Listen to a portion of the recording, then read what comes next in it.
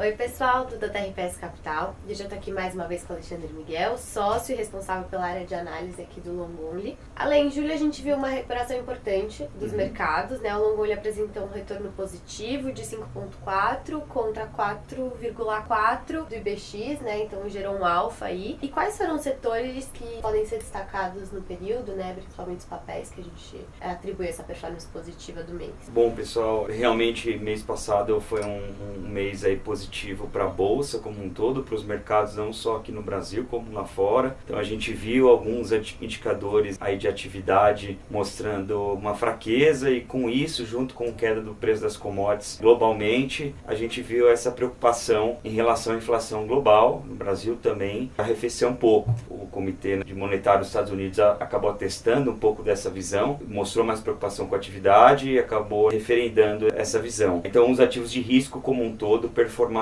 bem no mês passado. Como você falou, o nosso Long Only apresentou um alfa de 140 basis points acima do benchmark. Os principais setores, eu diria, Duda, primeiro as construtoras de baixa renda, então, eram setores que acho que a gente mencionou no último vídeo também, que a gente gostava do setor, via um driver micro de impulso do governo que estava precisando do setor, que estava um setor bastante pressionado pela pressão de matéria-prima. Um setor short commodities, então a queda de aço, queda de outras matérias-primas para frente tende a ser positivo para o setor, além de se beneficiar com a queda de juros desse movimento que eu comentei. Então, mencionando alguns nomes, a gente tem um basket, né? A principal posição que contribuiu foi a posição MRV, mas a gente também tem uma exposição em direcional e Cury, mas esse foi um dos setores com destaque positivo. Outro setor foi o setor de consumo defensivo. Eu destacaria os papéis dentro do setor Hypera, em saúde, Açaí, em varejo alimentar e Ambev, posições que a gente tinha uma representatividade no fundo já desde o início do mês. Ao longo do mês, a posição que a gente tinha abaixo da média do índice estava pouco posicionado, principalmente nas commodities metálicas.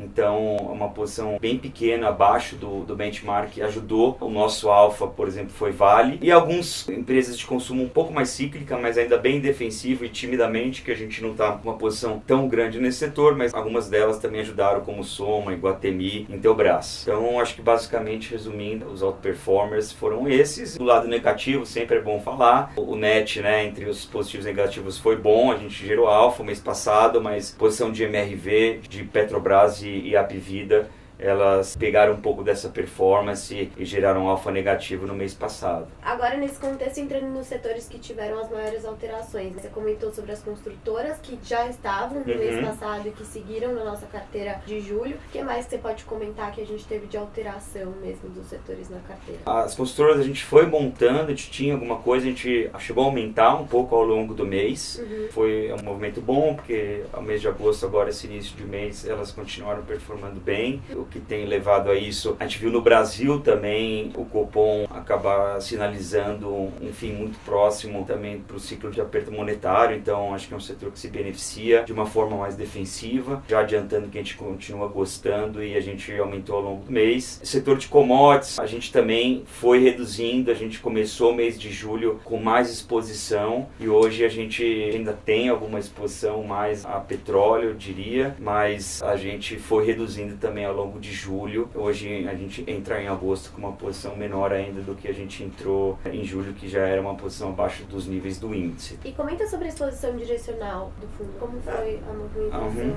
A gente mexeu pouco, assim, o Long Only ele tende a operar com bem pouco caixa, então varia 5, 10% no máximo, mas a gente rodou mais próximo de 100% comprado ao longo do mês. Hoje também está perto disso, então teve pouca movimentação nesse sentido ao longo de julho. Você já comentou um pouquinho sobre as posições que a gente segue confiante em agosto, mas se você pudesse dar um pouquinho mais de detalhes sobre essas posições, os papéis que fazem parte da nossa estratégia de agosto, se tiver alguma coisa, quais são as preocupações que a gente tem para esse mês que começou agora? Então, colocando como pano de fundo, até antes de eu falar das ações e dos setores. A gente trazendo esse cenário macro lá de fora, de assim, tendência de queda, não vai ser de uma vez, vão ter altas e baixas, mas tendência de queda ao longo do tempo dos juros. A gente acha que esse é o cenário também para o Brasil. Então, a nossa cabeça está posicionado em ações que se beneficiem desse movimento, sejam porque tem um múltiplo elevado e papéis de duration alta normalmente se beneficiam da queda de juros, sejam porque algumas são alavancadas. Então, a gente tem exposição a esse tipo de empresas que se beneficiam desse movimento, mas ao mesmo tempo, Duda, sobre preocupação, a gente